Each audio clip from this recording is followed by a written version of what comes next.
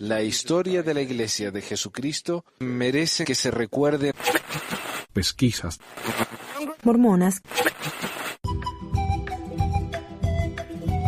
Una imitación de Génesis.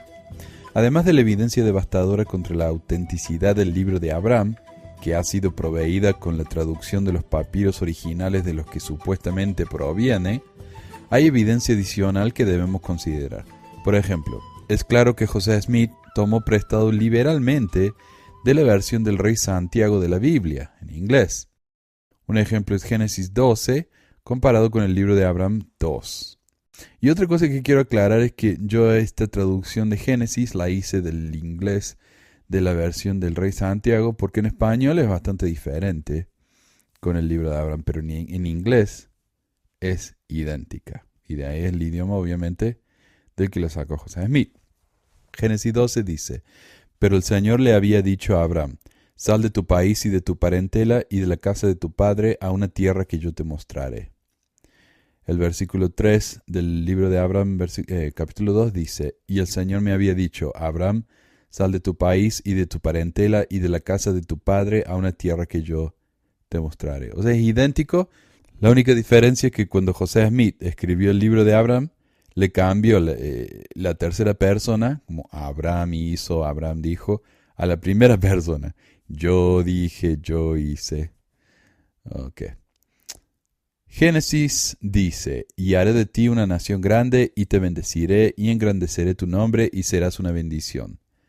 Abraham dice: Y haré de ti una nación grande, y te bendeciré sobremanera, y engrandeceré tu nombre entre todas las naciones, y serás una bendición para tu descendencia después de ti, para que en sus manos lleven este ministerio y sacerdocio a todas las naciones. O sea, también es exactamente igual, nada más que entre cada oración José Smith le fue agregando cosas. Por ejemplo, la Biblia dice: Y haré de ti una nación grande y te bendeciré. José Smith le pone: Y haré de ti una nación grande y te bendeciré sobremanera. La Biblia dice: Y engrandeceré tu nombre. José Smith escribió: Y engrandeceré tu nombre entre todas las naciones. La Biblia dice: Y serás una bendición. José Smith escribió: Y serás una bendición para tu descendencia después de ti, para que sus manos lleven a este ministerio y sacerdocio a todas las naciones. O sea, le fue agregando. Y esto me hace pensar en cuando uno no está en la secundaria, en la universidad, y tiene que escribir una monografía, lo que fuera, y copia de algún otro artículo, pero para que el profesor no se dé cuenta que uno lo ha copiado, le cambia un poco las palabras, o le agrega o le saca, ¿no? Eso es exactamente lo que ha hecho José Smith ha hecho aquí. La Biblia dice: Y bendeciré a los que te bendijeren, y maldeciré a los que te maldijeren.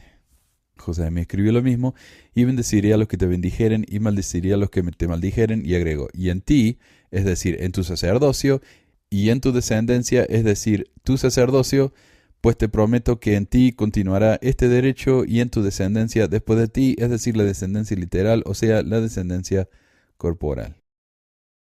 La Biblia dice: Y en ti serán bendecidas todas las familias de la tierra. José Smith escribió: Serán bendecidas todas las familias de la tierra, sí, con las bendiciones del Evangelio, que son las bendiciones de salvación, sí, de vida eterna.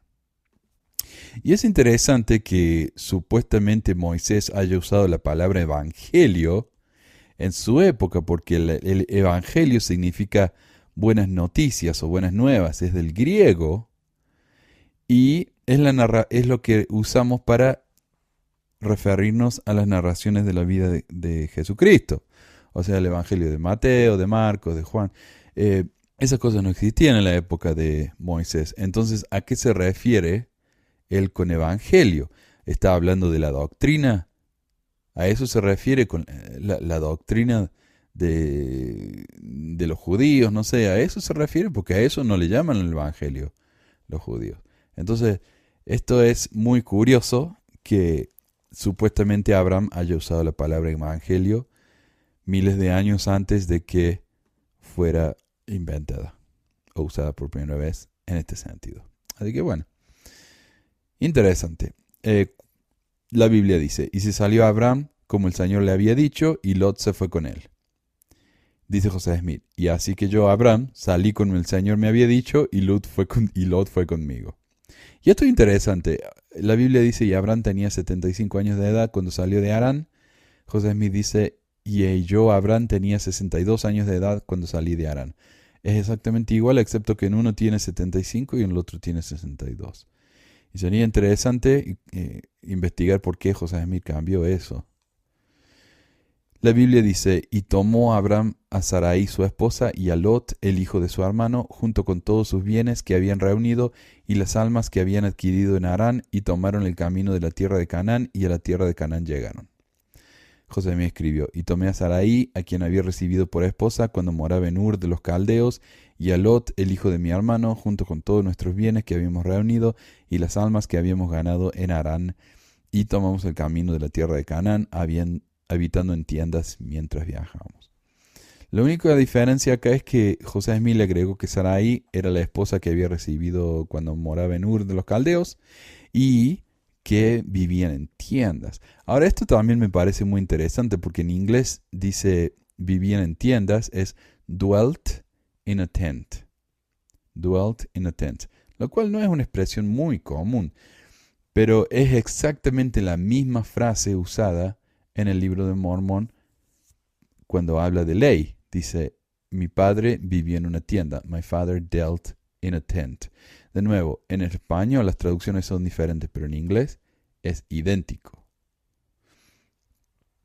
Curioso. Y yo me pregunto a qué se refiere con nuestras almas que habíamos ganado en Harán. Yo creo que se refiere a esclavos. Continuando, 7, en la Biblia, y el Señor se le apareció a Abraham y le dijo, daré esta tierra a tu descendencia. José Smith escribió, y el Señor se me apareció en respuesta a mis oraciones y me dijo, daré esta tierra a tu descendencia. Bueno, y así continúa, ¿no? Voy a poner todo esto en el blog, ahí en pesquisasmormonas.com, en el sitio web, perdón. Si quieren leer la comparación entera, es increíble. Es idéntico. Sentimos que la única explicación lógica de esta relación es que José Smith simplemente tomó prestado de la Biblia, reescribiendo y agregando cosas en el texto a medida que escribía. El Dr. Sidney Sperry, de la Universidad de Brigham Young, por el otro lado, explica estos paralelos diciendo que el libro de Abraham existió antes que Génesis. Y no es que José Smith haya expandido del libro de Génesis en su libro de Abraham, sino que el libro de Génesis es un resumen del libro de Abraham. O sea, José Smith no le robó a la Biblia. No, la Biblia le robó a José Smith. Bueno, obviamente porque José Smith no escribió el libro de Abraham. El libro de Abraham existió desde la época de Abraham. El escritor, dice Sperry, cree que el segundo capítulo de Abraham es el original, del cual Génesis 12, 1 al 13 es un resumen. Este es un hecho sorprendente, la verdad, ¿no? En las páginas 83 y 84 del mismo libro, el señor Sperry dice, por un número de años he sentido fuertemente que el capítulo 2 del libro de Abraham es el relato original, del que salió Génesis 12, 1 al 13. Ahora falta, ¿no?, que nos digan que la Biblia es una copia del libro de Mormón. Porque es lo mismo. Poniéndolo de otra manera, el relato en Génesis no es más ni menos que un resumen de lo que está en el libro de Abraham. Los escritos de Abraham deben necesariamente ser más antiguos que el texto original de Génesis. Permítase que el lector haga una comparación casual de Génesis 12, 1 al 13 y del segundo capítulo del libro de Abraham y descubrirá que una relación aparentemente cercana existe entre ellos.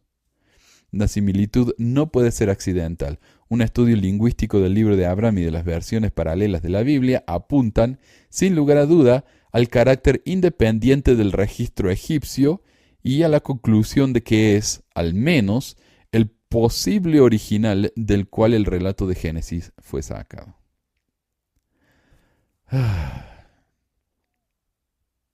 Esto es, ahora que estamos con los Olimpiadas, ¿no? La verdad que la contorsión mental, si eso fuera un ejercicio, ¿no?, olímpico, los mormones acá serían los campeones del mundo, ganarían oro todos los años. Aunque la idea del Dr. Sperry de que Génesis fue sacado del libro de Abraham parece fantástica, es la única respuesta que él puede dar sin desvirtuar al libro de Abraham. Decir que el libro de Abraham viene de Génesis es llamarlo un fraude. Por supuesto, ahora que tenemos los papiros originales de los que el libro de Abraham fue traducido, entre comillas, sabemos que en realidad no es nada más que un documento funerario egipcio y que no tiene nada que ver con Abraham o con su religión. Pero incluso si los papiros originales no estuvieran disponibles, todavía habría suficiente evidencia para mostrar que el libro de Abraham fue escrito después de Génesis. Es extremadamente interesante notar que el mismo libro de Abraham parece atrapar a José Smith en el proceso de cambiar su doctrina con respecto a la deidad. Como sabemos, ¿no? En el libro de Mormón, los defensores, los apologistas de la iglesia dicen, José Smith no hizo cambios reales en el libro de Mormón, fueron pura la gramática, ¿no? A pesar de que supuestamente las palabras se le aparecían escritas en el sombrero y hasta que no estaban bien escritas no aparecía la próxima palabra, según lo que nos dijo Emma Smith y la gente a la que él le contó este verso. Pero ahora no, ahora dicen, no, lo que pasa es que José Smith dictó esto y los escribas lo escribieron mal. Lo cual va en contra de lo que afirmó José Smith. Bueno, okay. Pero bueno, supongamos que es real, ¿no? En el libro de la primera edición del libro de Mormón dice que Dios y Jesús eran la misma persona. En versiones posteriores dicen que Dios y Jesús eran dos personas diferentes. Este es un cambio bastante grande y que no se limita solo a la gramática. Es un cambio doctrinal que demuestra la evolución de José Smith con respecto a la divinidad. Entonces, al comienzo él era más trinitario, ¿no? Es una sola persona con tres personalidades, tres caracteres, no entiendo bien la doctrina esa. Pero después cambió diciendo, no, hay muchos dioses. Está Dios, está Jesucristo, está el Espíritu Santo, está el Papá de Dios, estamos nosotros que algún día vamos a llegar a ser como Dios. Entonces su teoría fue evolucionando y en el libro de Abraham, en la versión original, podemos ver este cambio en acción. En la primera parte del libro de Abraham no encontramos la doctrina de la pluralidad de dioses. Por ejemplo, en Abraham 2.1 leemos, ahora Dios el Señor hizo que se agravase el hambre. Esta parte del libro de Abraham fue escrita probablemente en 1835. El escritor mormón J. M. Todd afirma, otro hecho de relevancia en este asunto es la cantidad del libro de Abraham de la actualidad que estaba en las manos de Warren Parrish, básicamente los capítulos del 1 versículo 1 al capítulo 2 versículo 18. Esa sección de este libro ya existía en esa época, en 1835. Esta es exactamente la duración o el largo del primer volumen en el Times and Seasons de 1842. Uno tiende a preguntarse si esto es todo lo que el profeta hizo en su trabajo de 1835. Pero en 1842 José Smith tradujo, entre comillas, más del libro de Abraham. O sea, tradujo lo que tenemos hoy en día. Bajo la fecha del 8 de marzo de 1842, encontramos esta declaración en su historia, en la historia de José Smith. Recomenzamos la traducción de los registros de Abraham para el 10º volumen del Times and Seasons. J. M. Todd dice esto con respecto a ese texto en la historia de José Smith. Este escrito en la historia de José Smith es muy importante. Este es el primer escrito desde noviembre de 1835 en el que se dice que el profeta está traduciendo.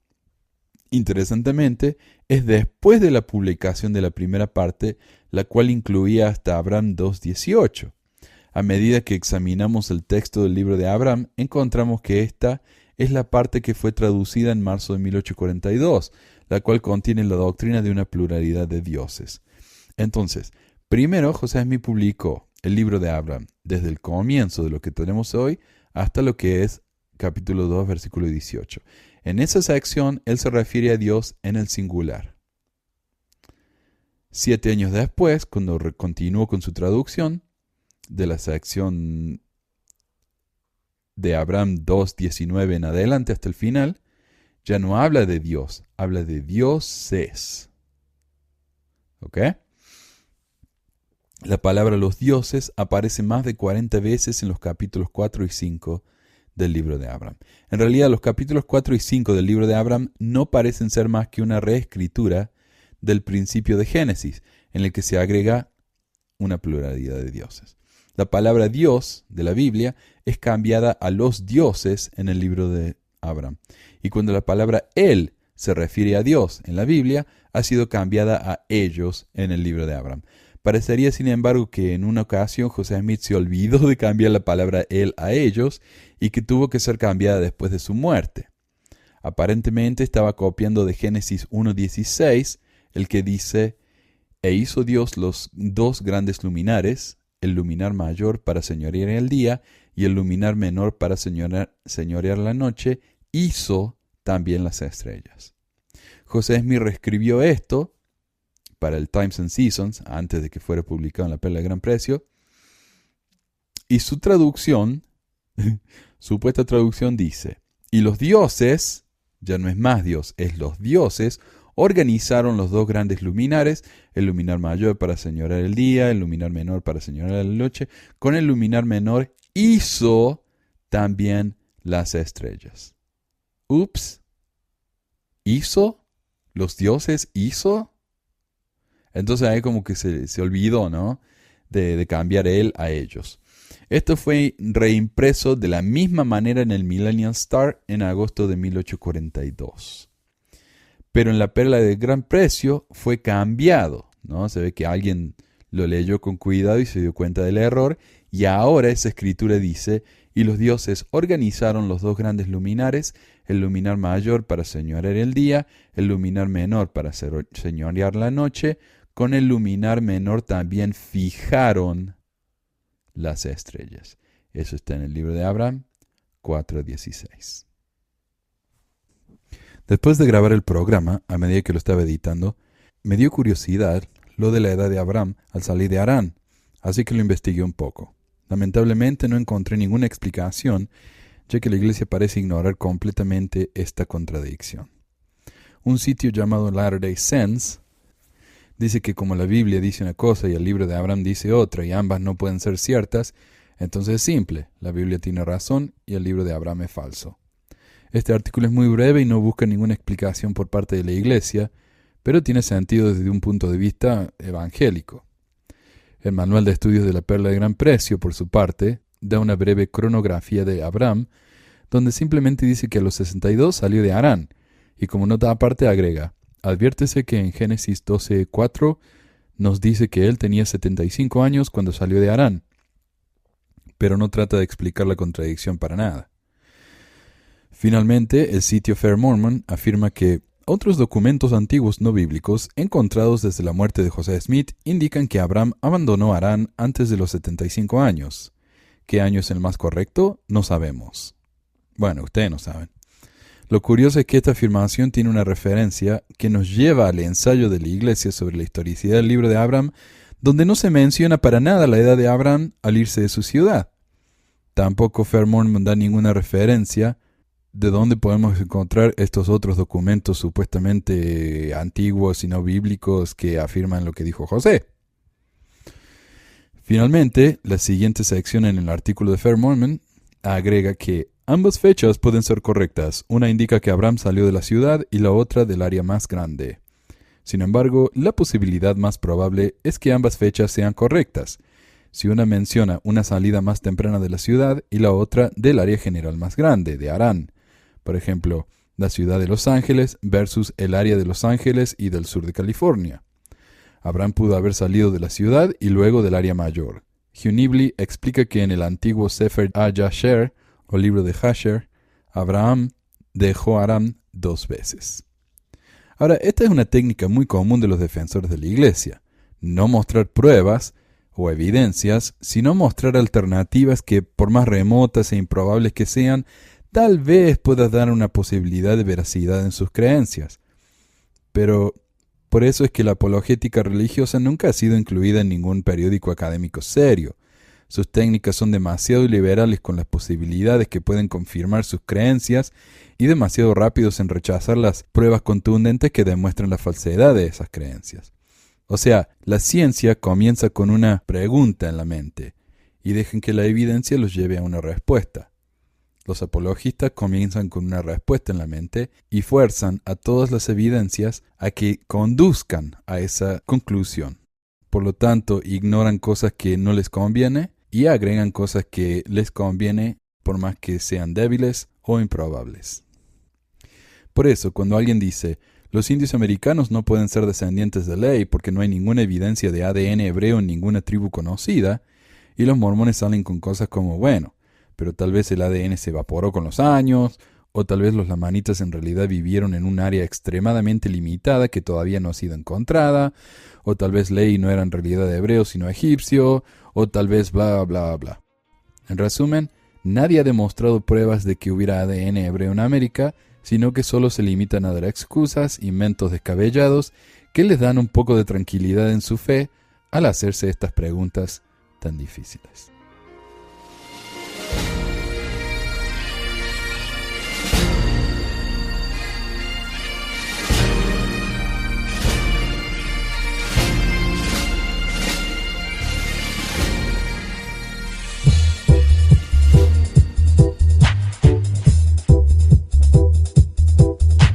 Gracias por escuchar esta edición de Pesquisas Mormonas. No se olvide de visitar nuestro website en pesquisasmormonas.com o pesmor.com y nuestro blog en pesquisasmormonas.org o pesmor.org.